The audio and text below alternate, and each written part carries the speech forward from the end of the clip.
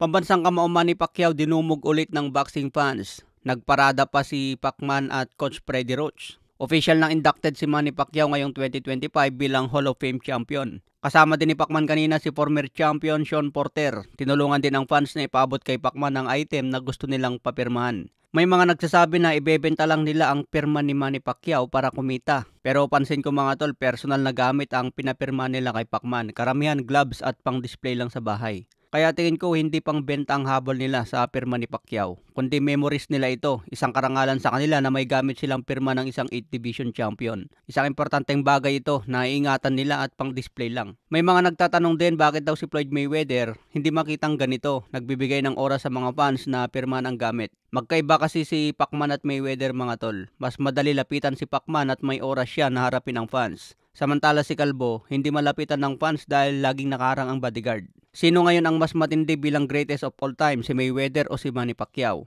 Kapag sinabing GOAT, ibig sabihin siya ang pinakamahusay, hindi lang dahil sa mga panalo at titulo, kundi ang kabuang husay niya sa boxing, estilo ng paglalaro, impluwensya sa sports at kung paano siya hinahangaan ng mga tao. Hindi ito official na titulo kundi isang parangal na pagkilala mula sa mga fans, eksperto at mga tagangan ng boxing. So sino ngayon ang mas GOAT, si Mayweather ba o si Manny Pacquiao? Kung record ang basehan mga tol, si Mayweather ang panalo dahil undefeated siya at master tactician talaga. Siya ang nag-angat ng pay-per-view business sa mundo ng boxing. Kinaiinisan ang kanyang estilo dahil boring pero respetado ang kanyang skills. Ngunit kung legacy at impact ang pag-uusapan, syempre panalo dyan si Manny Pacquiao. Dahil sa pagiging 8th Division champion, style na gustong panoorin ng fans at epekto sa boxing history. Nakilala si Manny Pacquiao dahil sa kanyang explosive at sobrang agresibo. Nagbibigay siya ng entertainment sa mga fans, kaya mahal siya ng mga tao mga tol dahil sa exciting fights. Role model din si Manny Pacquiao dahil sa pagiging humble at inspirasyon ng mga tao.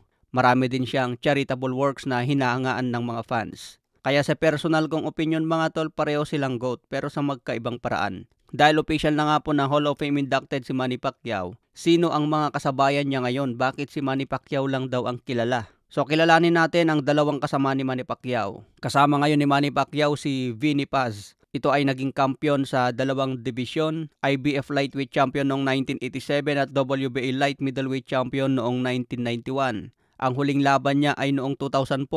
Ang kanyang official record ay 50 panalo, 30 wins by knockout at may 10 talo. Sa ngayon may edad na 62.